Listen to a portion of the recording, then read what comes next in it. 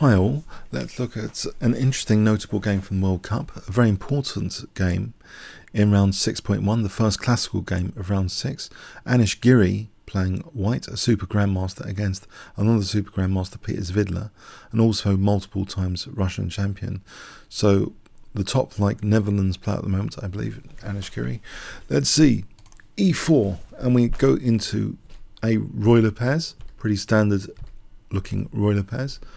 Knight f6, castles, Svidler plays bishop e7, we have rook e1, b5, bishop b3, black castles, very well trodden territory, c3, d6, h3, we have bishop b7 here, d4, rook e8, knight bd2, and here a slight departure from the absolute mainstream move, which is bishop f8.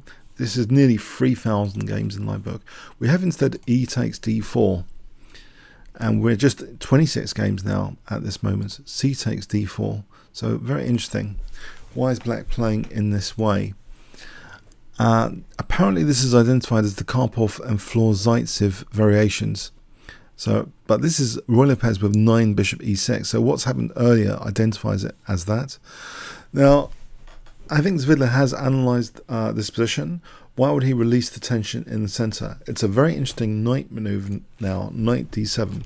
It seems black's plan is to hit d4 with a bit of pressure here, and later even put even more pressure with c5. That's the basic plan. It's dark square play.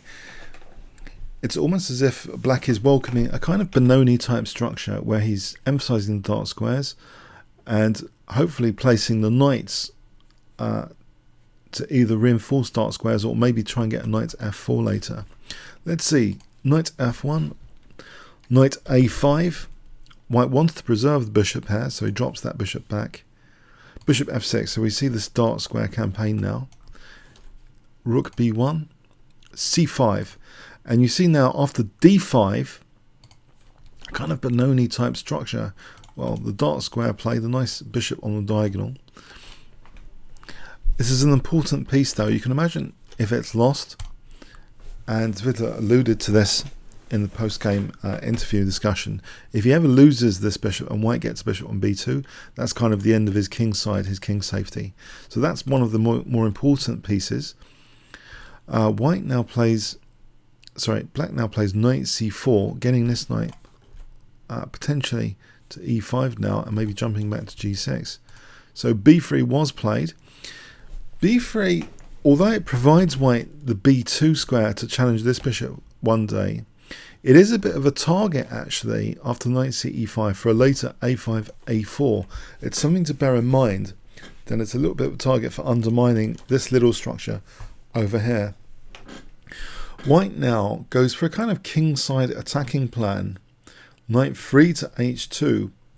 It's quite an ambitious plan indeed. It's based around the f5 square.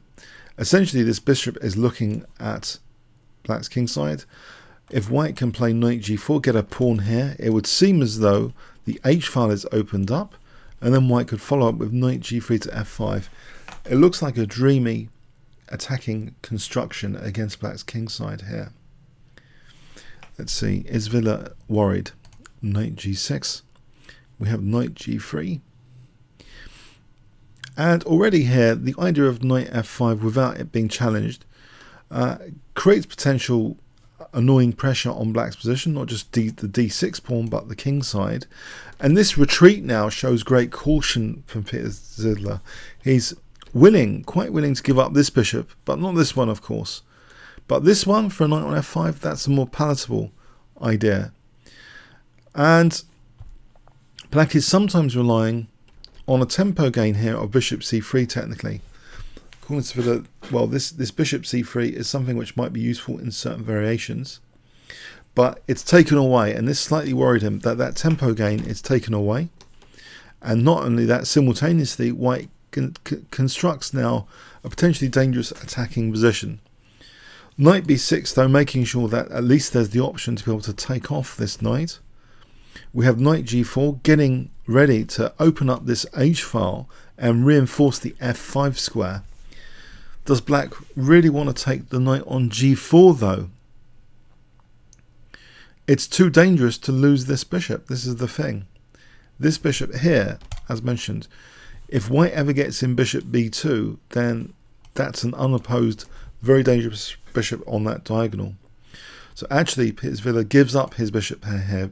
Bishop takes g4. And of course, it seems a little bit absurd in some respects that also potentially, you know, white could use this h-file one day as well as a knight to f5.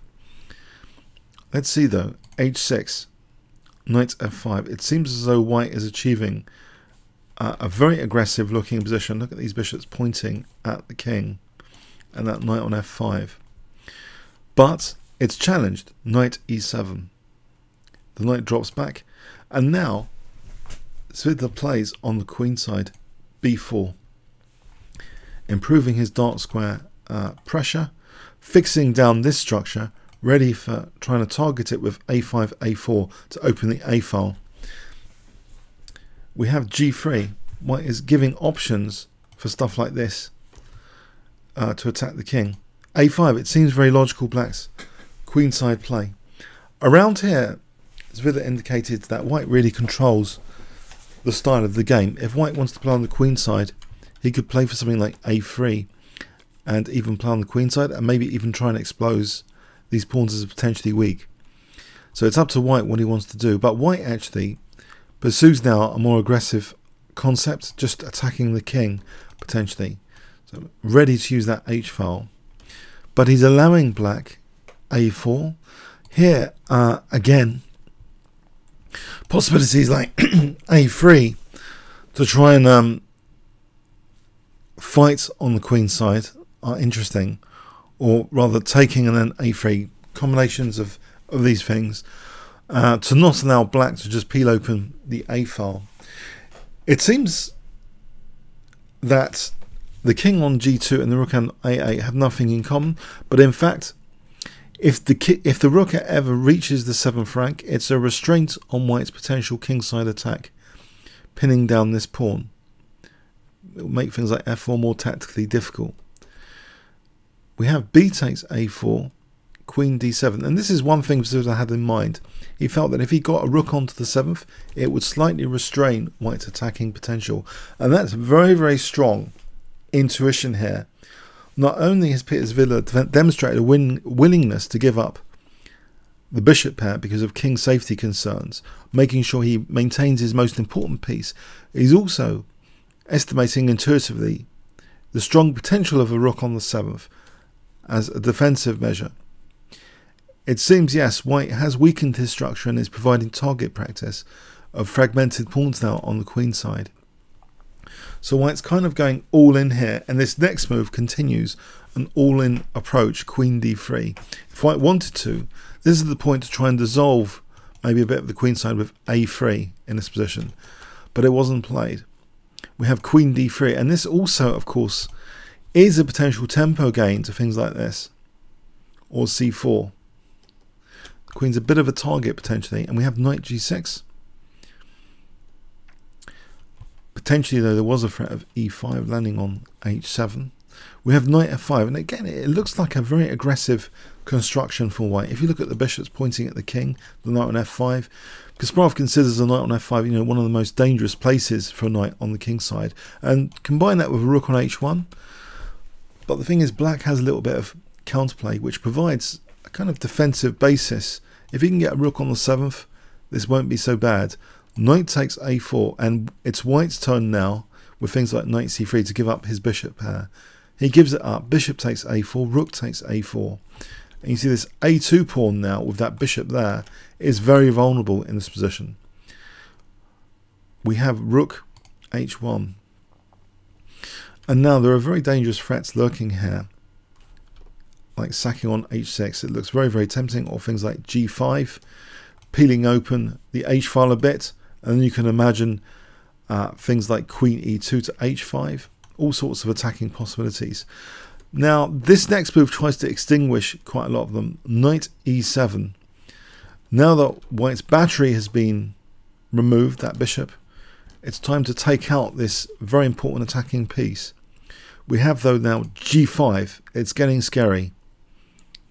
hg, white has peeled open the h-file. The knight retreats, but now rook takes a2, and we have now this rook on the 7 pinning down the f2 pawn. Has white's attack really got potential here? Bishop d2, knight g6, allowing the knight to come back to f5, but the idea is knight e5, hitting the queen. Queen e2, and now driving this knight, g6, knight h6, king g7. Where is white's attack? We have this move, knight f5 check. Now to safely reach move 40, Svidler actually played king g8, asking the knight to humbly retreat. Move 39, knight h6 check, king g7. Again the knight goes to f5. Here it's calculated to be safe to take this knight. G takes f5 is played. White is crumbling, unless he's got a fourth mate. White is crumbling. Queen h5. And now a very important but simple looking defensive move, knight g6. And where is the mate? There is no mate. White is just a piece down. There is no forced mate here. If queen h7 check, the king can evacuate quite safely, and the bishop also covers h8.